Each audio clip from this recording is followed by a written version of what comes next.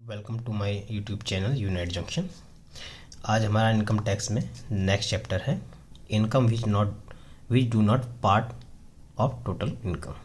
वो इनकम जो total income का पार्ट नहीं बनती है, यानी कि वो इनकम की बात करेंगे हम आज जो एग्जेम्प्ट इनकम है, जिन पे टैक्स इंडिया में नहीं लगता या उनको इंडियन गवर्नमेंट ने एग्जेम्प्ट किया हुआ है। ठीक है, जिसमें सबसे पहली इनकम जो आती है वो इनकम है एग्रीकल्चरल इनकम। अभी हमने इससे पहले वाले लेसन में एग्रीकल्चरल इनकम के बारे में डिस्कस किया था कि agricultural income in India exempt है। ठीक, नेक्स्ट इनकम जो है वो है मेंबर शेयर्स इन HUF, यानी कि जो HUF के मेंबर्स के हाथ में उनका शेयर्स आता है, प्रॉफिट का शेयर आता है, वो टैक्सेबल नहीं होता है। क्यों? क्योंकि HUF ऑलरेडी उस पर टैक्स पे कर चुकी होती है। इस वजह से वो डबल टैक्सेशन ना हो, इसलिए मेंबर्स के हाथ में दोबारा टैक्स नहीं लगाया जाता है। ठीक है, अगला है share of profit from A firm. अगर शेयर ऑफ प्रॉफिट फर्म का है तो पार्टनर्स के हैंड में वो प्रॉफिट एग्जेम्प्ट होता है, क्योंकि वो पार्टनरशिप फर्म में यानी कि एज ए SSC फर्म को मानते हुए वो टैक्स ऑलरेडी उसमें कलेक्ट कर लिया गया होगा। इसलिए पार्टनर्स के हाथ में वो प्रॉफिट या वो शेयर ऑफ प्रॉफिट एग्जेम्प्ट रहता है।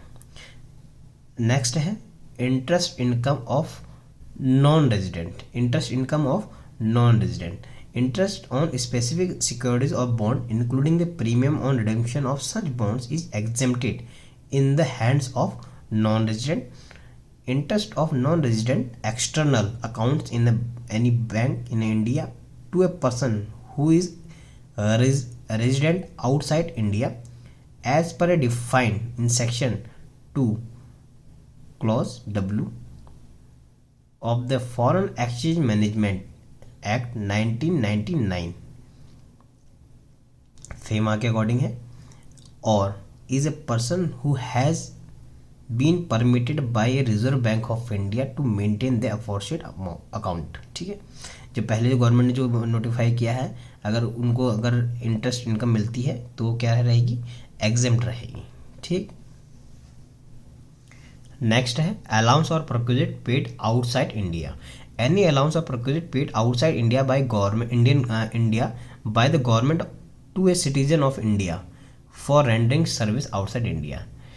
कोई गवर्नमेंट दे रही है अलाउंस सिटीजन ऑफ इंडिया को रेंडरिंग सर्विस आउटसाइड इंडिया, वो भी एग्जेम्प्ट माना जाएगा, उसको भी हम एग्जेम्प्ट करेंगे और वो पार्ट ऑफ टोटल इनकम नहीं बनेगा। अगर किसी को ग्रेजुटी मिलती है, कोई भी एम्प्लॉय ग्रेजुटी का एलिजिबल है लेकिन उसकी डेथ हो जाती है और वो ग्रेजुटी उसकी फैमिली को मिलती है, तो उस केस में भी पूरी ग्रेजुटी जो है एग्जेम्प्ट हो जाती है, उसमें भी कोई टैक्स नहीं लगता है। कम्यूटेशन ऑफ पेंशन लेता है, यानी कि अलग अलग महीने में नहीं लेता है, कम्यूटेट कर लेता है, एक साथ पेंशन लेता है, तो उसमें भी कुछ कंडीशन है और कंडीशन के अकॉर्डिंग उसमें टैक्स लगेगा। लीव इनकैशमेंट में भी 3 कंडीशन है, उसमें भी कुछ परसेंटेज आपको छूट मिलेगी। Scholarship grant to meet the cost of education. Note, cost of education also include incidental expense incurred for education. The exemption is respective of actual amount. Daily allowance ETC to the member of MLA को और MPs को जो daily allowance मिलता है वो भी exempt रहता है।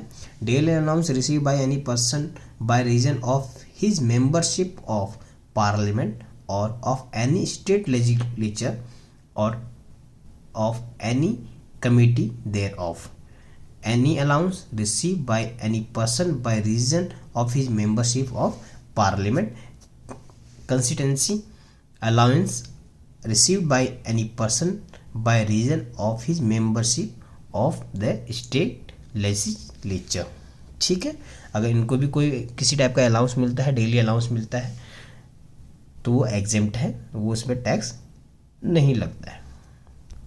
And reward and award, any payment made whether in cash और in kind in pursuance of any award instituted in the public interest by the central government or a state government or by any other approved body or as a reward by the central government or state government for a approved purpose. अगर ऐसा कुछ भी reward मिलता है by central government, state government and approved body से, तो वो भी एग्जेम्प्ट रहेगा।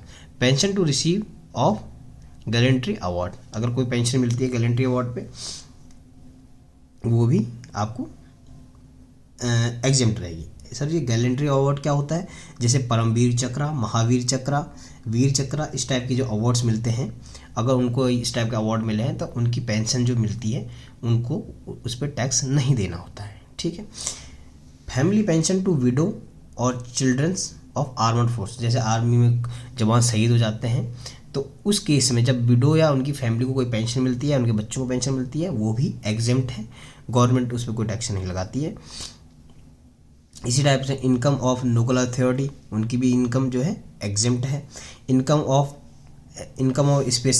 Specific research association, income of news agency, इन सभी लोगों की इनकम क्या है? Income of Sikkimese, income of जो सिक्किमीज होती है उनकी एग्जेम्प्ट होती है, उनकी इनकम टैक्स, उनको कोई भी टैक्स नहीं देना होता है। अगर इनकम सिक्किमीज की होती है उनको टैक्स, किसी भी टाइप्स का टैक्स पे नहीं करना होता है। लेकिन उनकी जो सोर्स रहे वो स्टेट ऑफ सिक्किम की हो और by the way of dividend और इंटरेस्ट और सिक्योरिटीज हो। The exemption is not available to the Sikkim women, जो सिक्किम की जो महिलाएं हैं उनको एग्जेम्पट नहीं मिलेगी इफ़ 1 अप्रैल 2008 के बाद उन्होंने किसी नॉन सिक्किमीज से शादी करी तो। अगर वो सिक्किमीज में शादी करती हैं तो उन्हें वो एग्जेम्पशन अलाउ होगी। ठीक है। इनकम ऑफ माइनर एग्जेम्प्ट है लेकिन 1500 रुपये तक है। Income up to 1500 rupees is exempted in respect of each minor child those income is clubbed under section 64 subsection 1A, यानी कि 1500 तक की कोई भी माइनर की चाइल्ड की इनकम होगी वो एग्जेम्प्ट रहेगी, लेकिन उसके ऊपर जितनी भी रहेगी वो क्लब्ड हो जाएगी उनके पेरेंट्स या गार्जियन जो भी जिसकी भी वो केयर टेक में रहेगा। ठीक है। ये कई सारी ऐसी छोटी छोटी इनकम है जो एग्जेम्प्ट हैं, ये हमने यहाँ भी पढ़ी हैं। और ये हम जो हेड आएंगे जैसे सैलरी हेड है, house property, PGBP, capital gain और इनकम फ्रॉम अदर सोर्स, इनमें भी ये हम पढ़ेंगे। जितने हमने ये चैप्टर पढ़े हैं वो सारे वहाँ पे भी रिपीटेड होंगे, उनमें भी हम देखेंगे। जिनमें किसी में कुछ लिमिट तक एग्जाम्पशन है, किसी में फुल्ली एग्जाम्प्ट है, कुछ पार्टली हैं, या कुछ जितने एक्सपेंडिचर कर दिए उतने एग्जाम्प्ट रहते हैं। तो ये सारे हम वहाँ पे रिपीट करेंगे। ठीक है। ये आज का हमारा जो चैप्टर था यहाँ पे ख़त्म होता है। अगर आपको वीडियो पसंद आई हो तो लाइक, शेयर एंड सब्सक्राइब करें और अपने फ्रेंड्स को शेयर करें और उनकी भी हेल्प करें। धन्यवाद।